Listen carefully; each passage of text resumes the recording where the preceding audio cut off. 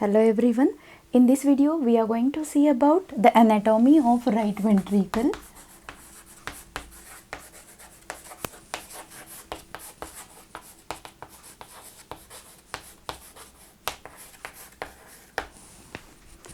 Heart consists of four chambers: right atrium and right ventricle, left atrium and left ventricle. This is the anterior view of the heart and this is the posterior view of the heart. Here this is the right atrium, this is the right ventricle. Right ventricle lies in front and to the left side of the right atrium. It contributes in the external features of the heart. It forms 2/3 of the sternocostal surface or anterior surface of the heart. It forms 1/3 of the diaphragmatic surface of the heart, and it forms complete of the inferior border of the heart. To see the interior of the right ventricle, we will cut open the anterior wall over here. Now we have removed the anterior wall of the right ventricle. This right ventricle shows three walls. Anterior wall contributes in the formation of sternocostal surface. Inferior wall, it contributes in the formation of diaphragmatic surface. And here you will get the septal wall or the posterior wall of this right ventricle, which is formed by interventricular septum. Now coming to the interior of the right ventricle, it is divided into two parts: inflow tract and outflow tract.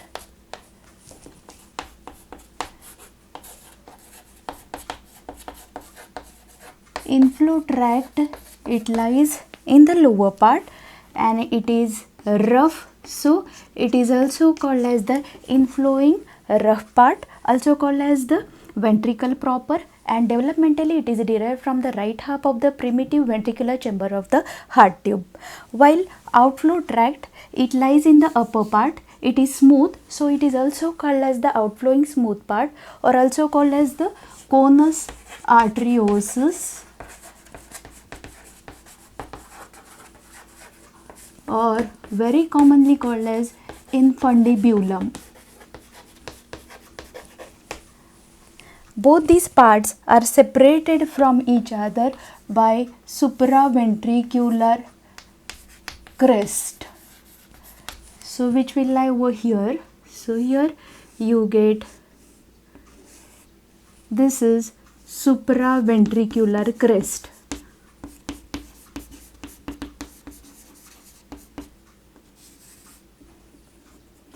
Now first we will see the features of the inflowing part. We will divide the features in two main headings: right atrioventricular orifice along with tricuspid wall complex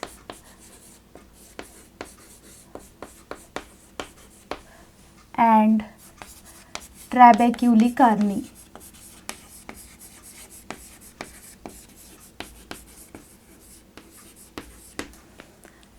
So first about the right atrioventricular orifice.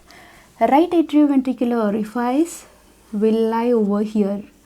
So this right atrioventricular orifice is almost vertically oriented, making an angle of 45 degrees with the sagittal plane. It is directed downwards, forwards and to the left side. This right atrioventricular orifice may be oval in shape or circular depending on the phase of the cardiac cycle. Circumference of this right atrioventricular orifice is almost 10 to 12 centimeters and allows the passage of 3 fingers. This right ventricle receives the blood from the right atrium. This is the deoxygenated blood from the inflow tract. Then the blood passes towards the outflow tract, making an obtuse angle. Coming to the tricuspid wall complex. This tricuspid wall complex is formed by four components, that is tricuspid annulus,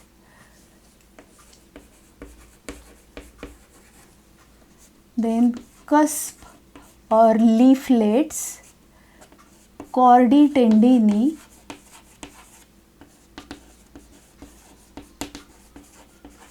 and pillars or papillary muscles. So one by one we'll see the tricuspid wall complex, tricuspid annulus. This tricuspid annulus is the collagenous ring present at the right atrioventricular orifice.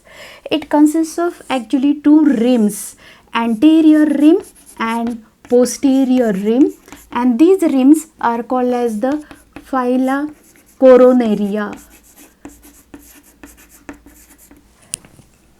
Coming to the cusp, there are three cusps attached to this right atrioventricular orifice, and the cusps are anterior cusp, posterior cusp and septal cusp. And because of that, this wall is also called as the tricuspid wall, because of three cusps. Tri means three. Three cusps are attached to this orifice.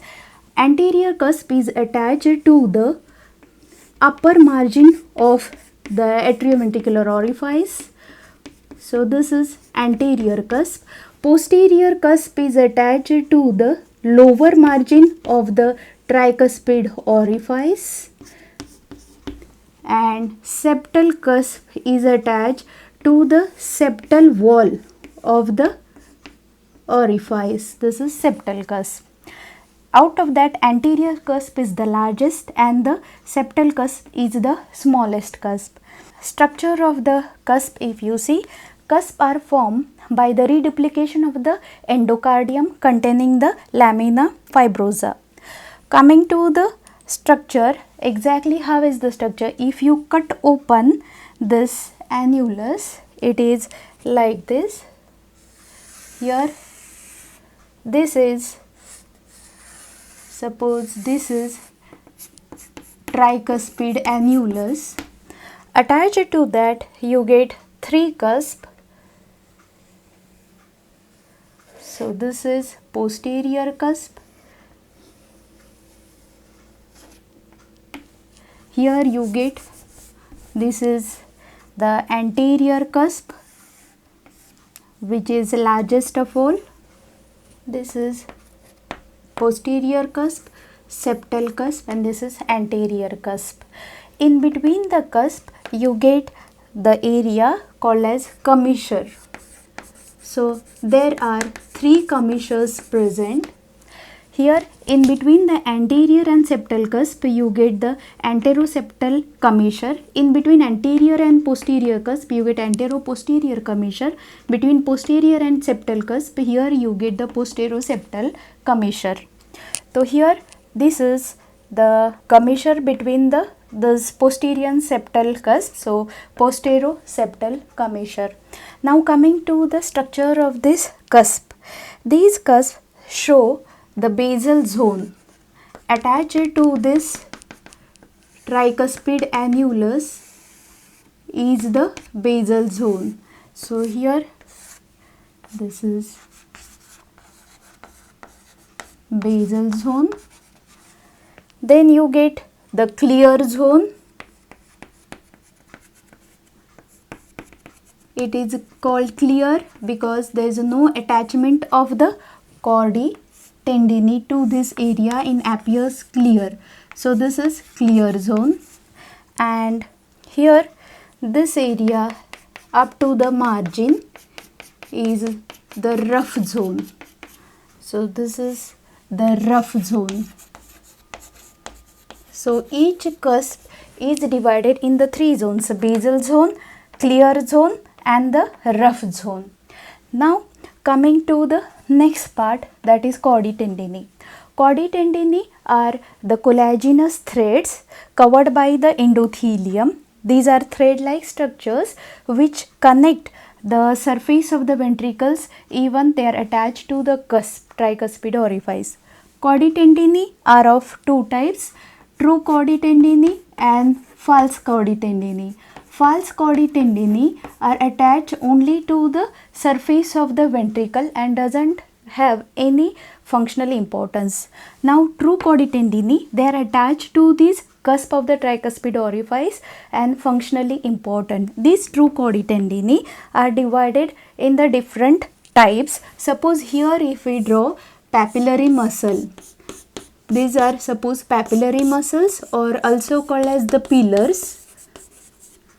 Most of the chorditendinae extend from the apical 1/3 of this papillary muscle to the tricuspid walls or the cusp of the tricuspid wall.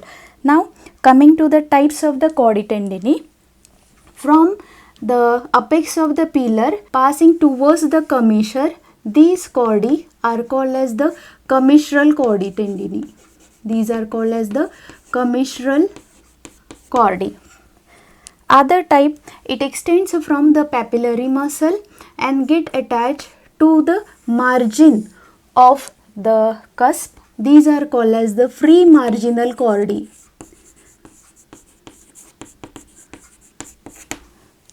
Another type you get which extends from the papillary muscle and then divide in the 3 branches. One branch get attached to the margin of the cusp, another is attached to the junction between the rough zone and the clear zone, and the third one midway between these two. So this is called as the rough zone chordae.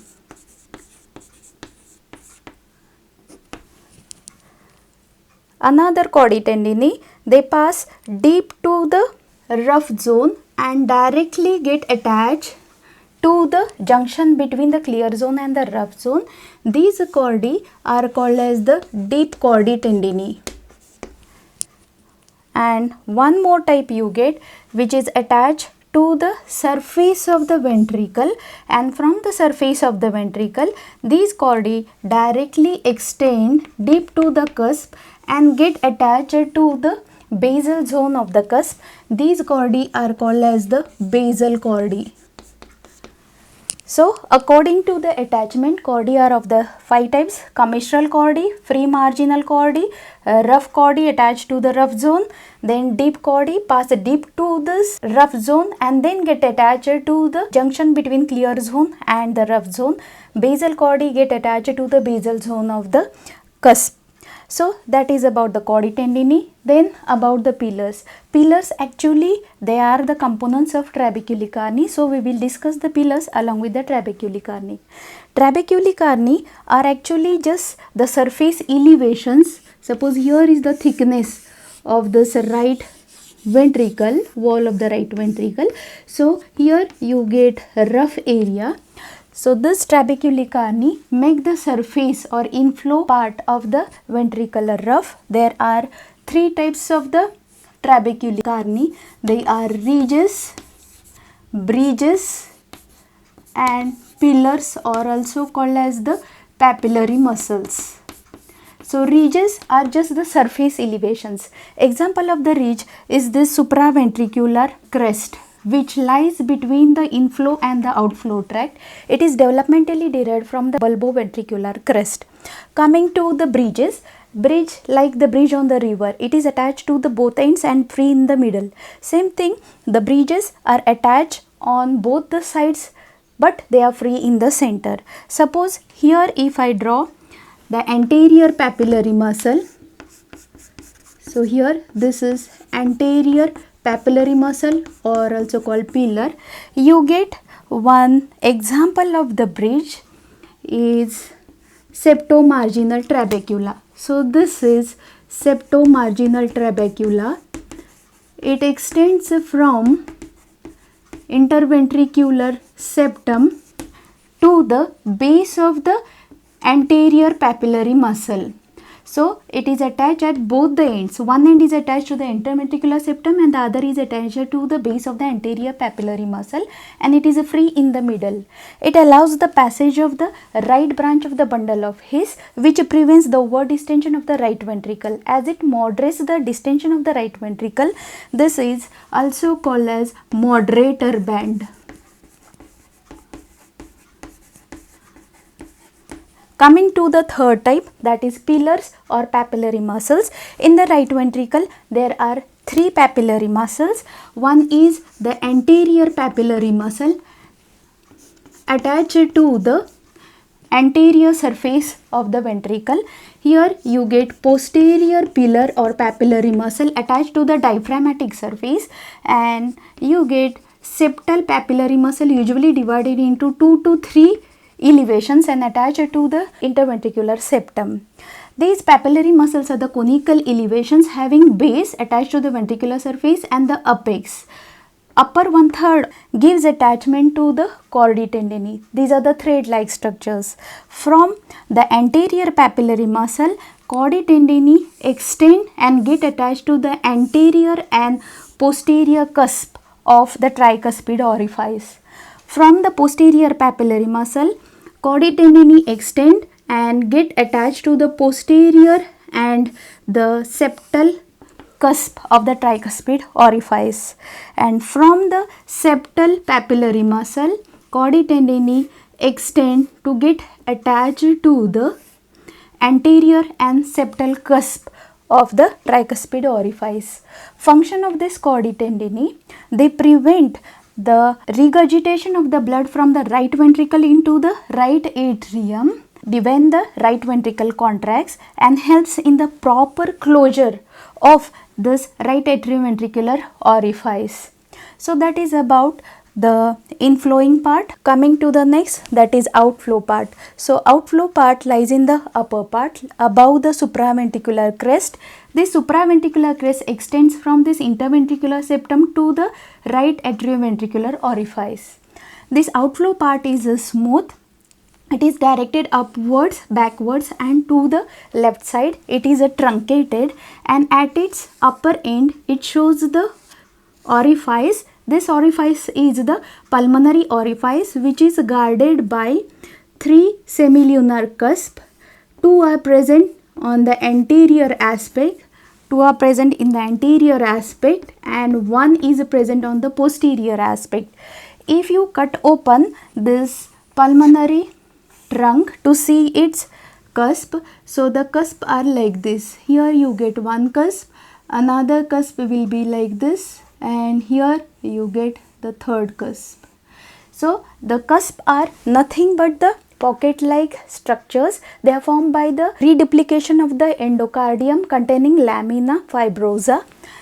They have attached margin attached to the wall of the pulmonary trunk, and the free margin in the center shows nodule, and extending from the nodule you get the thin margins which are referred as lunuli.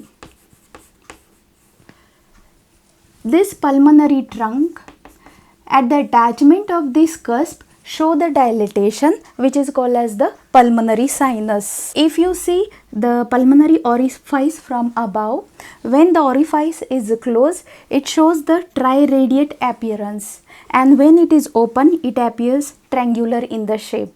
So that is about the outflow part. Inflow part is rough. It decreases the velocity of the blood flow, while the outflow tract is smooth and it increases the velocity of the blood flow. If you see the thickness of the right ventricle and the left ventricle, right ventricle measures about 3 to 5 millimeters in the thickness, while the left ventricle measures about 8 to 12 millimeter in thickness.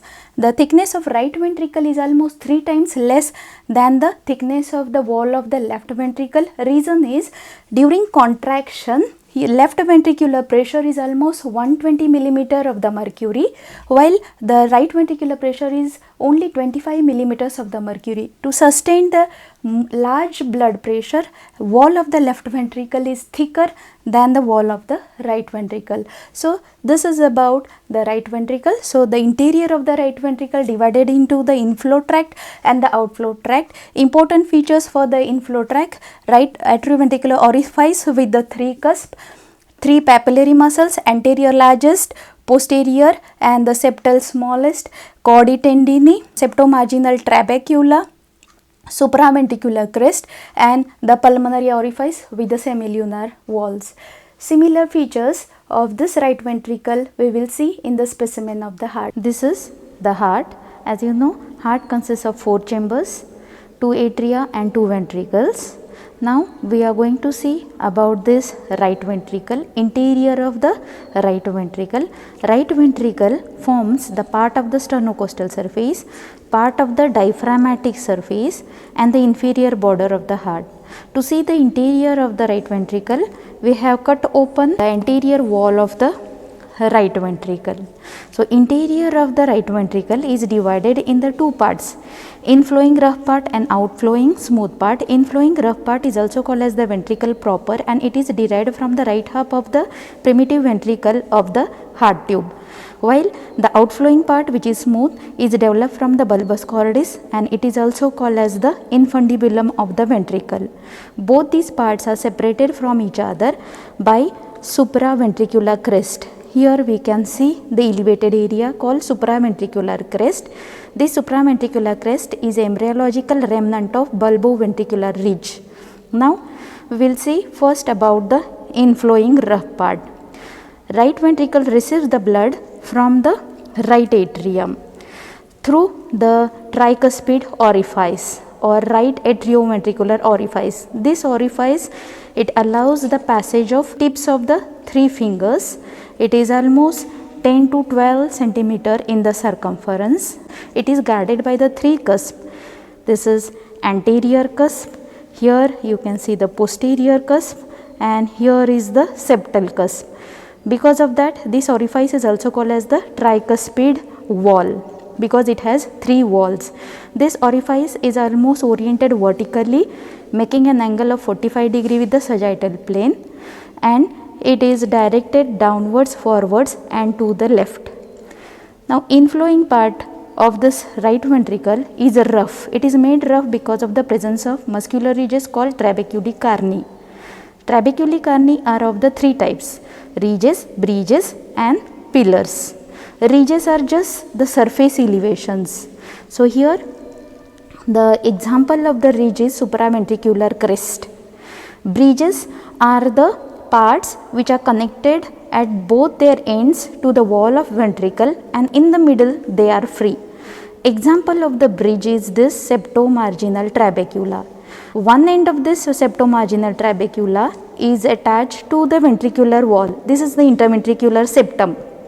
So one end of the septomarginal band is attached to the ventricular septum. Other end is attached to the base of anterior papillary muscle here, and in the middle it is free. It is free in the middle. This septomarginal band, it allows the passage of right branch of the bundle of His, which prevents the over distension of the right ventricle. So as if it moderates the distension of right ventricle, this band is also called as the moderator band. Third type of the trabeculae carni are pillars or papillary muscles. These are the conical elevations. Base of it is attached to the ventricular surface, and it has the apex. Upper 1/3 of the papillary muscle give attachment to the chordae tendineae. These chordae tendineae are thread-like structures. These are endothelial covered collagenous strands which connect the papillary muscles to the cusp of the tricuspid wall and prevent regurgitation of the blood from the right ventricle into the right atrium when the right ventricle contracts, and help in the closure of the tricuspid orifice. In the right ventricle there are three types of the papillary muscles or pillars. This is the anterior papillary muscle, which is the largest. It is attached to the sternocostal surface of the right ventricle. You get posterior papillary muscle, which is seen over here, present on the diaphragmatic surface of the right ventricle. In addition to that, you can see the small elevations present on the interventricular septum. These are called as the septal papillary muscles. By the chordae tendineae, all these three papillary muscles are attached to the tricuspid orifice or the walls of the tricuspid orifice. That is about the inflowing part. It is made rough and it sluggishes the blood flow, while outflowing part is smooth and it allows the passage of the blood with the great velocity during ejection of the ventricle. This outflowing part is called as the infundibulum of the right ventricle. It is guarded by the pulmonary orifice. This is the pulmonary trunk. It is guarded by the pulmonary orifice, which shows three cusps, two on the anterior side, one on the posterior side, and these cusps, they are semilunar in the shape. So this orifice is called as the semilunar wall. If you see in one more specimen, pulmonary trunk is cut vertically, and here you can see the three cusps. So these are the semilunar wall. These are the three cusps of the pulmonary orifice. Convex end of it is attached to the wall of the pulmonary trunk, and concave end of this wall is free in the pulmonary trunk, and the free part shows in the center nodule, and on either side thin lunuli are present. At the attachment of the walls, the wall of the pulmonary trunk shows the dilatation called as the sinus, pulmonary sinus. So, that is about the outflowing part. If you see the thickness of the ventricle, right ventricle, now here the section of the heart is taken to show the thickness of the left ventricle and the right ventricle. So, right ventricle is 3 times thinner than the left ventricle, because pressure in the left ventricle is almost 120 millimeter of the mercury, while in the right ventricle it is only up to 25 millimeter of the mercury. To sustain the large pressure, the left ventricle is thicker than the right ventricle. If you see, this is the interventricular septum. Because of the pressure within the left ventricle, even the ventricular septum is pushed towards the right ventricle, making the interior of the right ventricle crescent shape, while in the cross section, the cavity of the left ventricle, it is round in shape. So, that is about the interior of the right ventricle.